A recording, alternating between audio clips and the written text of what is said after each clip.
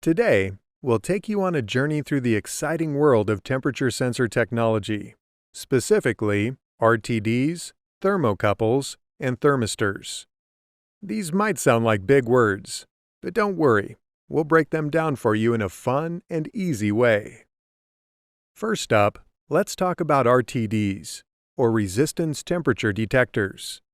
Basically, an RTD is a little device that measures temperature by looking at how much electricity can flow through a wire. Here's how it works. Imagine a wire made of platinum, which is a special kind of metal. As the wire heats up, the metal atoms start to vibrate more and get in the way of the flow of electricity. This means that the wire's resistance to electricity goes up. An RTD takes advantage of this fact by measuring the wire's resistance to electricity and using that to figure out the temperature. It's kind of like how you can tell how hot something is by touching it. If it's really hot, it's harder to touch for a long time. In the same way, the more resistance there is in the wire, the hotter it must be. RTDs are super accurate too. They can measure temperature with an accuracy of 0.1% or better. That's like trying to shoot a basketball into a hoop from really far away and getting it in almost every time.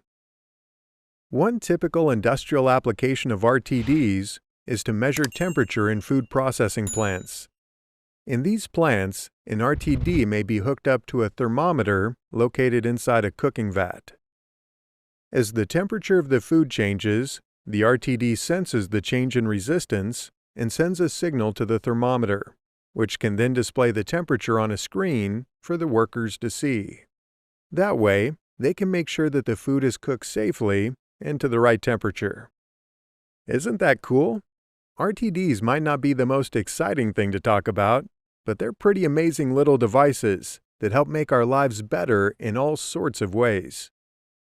Moving on to thermocouples. They're pretty cool because they work based on something called the Seebeck effect. Don't worry, it's not a superhero power or anything. It's just a scientific phenomenon that happens when two different metals are joined together to create a circuit. Imagine you have a piece of copper wire and a piece of iron wire, and you stick them together. When you heat up one end of the wires, a little bit of electricity is created. This happens because the difference in temperature between the hot end and the cold end creates a flow of electricity, kind of like water flowing through a river. This flow of electricity is called an electromotive force, or EMF for short. And the cool thing about thermocouples is that they measure this EMF and use it to figure out the temperature difference between the hot and cold ends of the wires.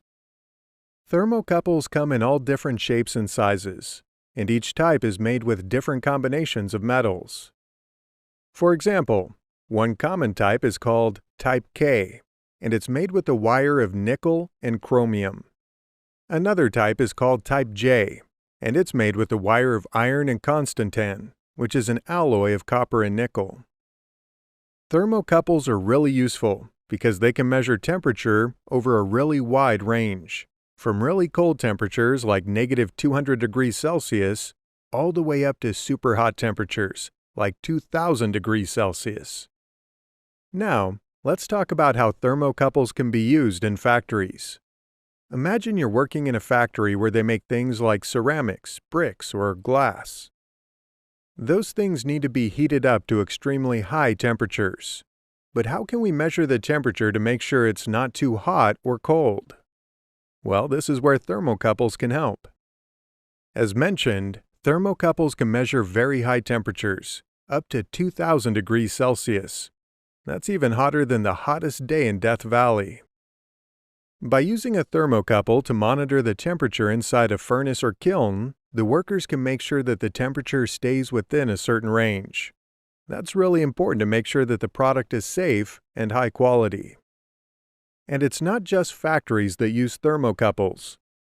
Boilers also need to be monitored to make sure they don't get too hot and cause damage. By using a thermocouple to measure the temperature, workers can control the efficiency of the boiler and make sure it's working the way it should. Thermocouples are also used in science labs to measure the temperature of things like chemicals or materials, This can help scientists understand how things behave under different temperatures, and can even help them develop new materials or medicines. So you see, thermocouples are pretty amazing. They might seem a little complicated, but they're really just a bunch of wires that create electricity when they're heated up. And that electricity can be used to measure all kinds of different temperatures. Finally, let's discuss thermistors. These are sensors that can measure temperature based on how their resistance changes when the temperature changes. Think of it like a game, where the rules change depending on the temperature. The higher the temperature, the harder the game becomes. There are two main types of thermistors, NTC and PTC. NTC stands for negative temperature coefficient, which means that as the temperature goes up, the resistance of the thermistor goes down. PTC, on the other hand, stands for positive temperature coefficient. So as the temperature goes up, the resistance of the thermistor goes up too. It's like they're playing different games altogether. Now, let's talk about how thermistors are used in industrial applications. One common use of thermistors is in HVAC systems, which stands for heating, ventilation, and air conditioning. Imagine you're sitting in a classroom, and it's a really hot day.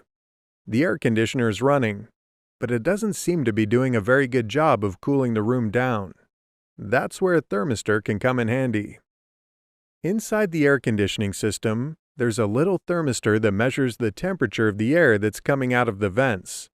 If the temperature is too warm, the thermistor sends a signal to the air conditioner to tell it to kick into high gear and start cooling the air down more quickly.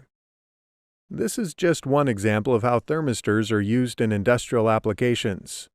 They're also used in medical thermometers to measure body temperature, and in automotive engines to monitor the temperature of the engine and make sure it doesn't overheat. To sum it all up, temperature sensor technology might seem complicated, but it's actually pretty cool. Today, we learned about three types of sensors: RTDs, thermocouples, and thermistors.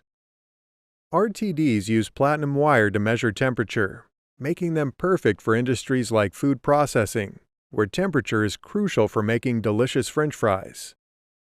Thermocouples work by creating electricity when two different metals are heated up, and can measure temperatures from really cold to super hot, making them perfect for industries like ceramics or foundries. Finally, thermistors measure temperature based on how their resistance changes, and come in two types, NTC and PTC. These sensors can be used in all kinds of industries, and even in science labs to develop new materials and medicines. So the next time you enjoy your favorite food, remember that temperature sensor technology played a role in making it taste delicious. If you're looking for a hands-on approach to understanding temperature sensors, RealPars has just the solution. Get started with their free course on RTDs. All it takes is one click. Find the link in the video description and start your journey today.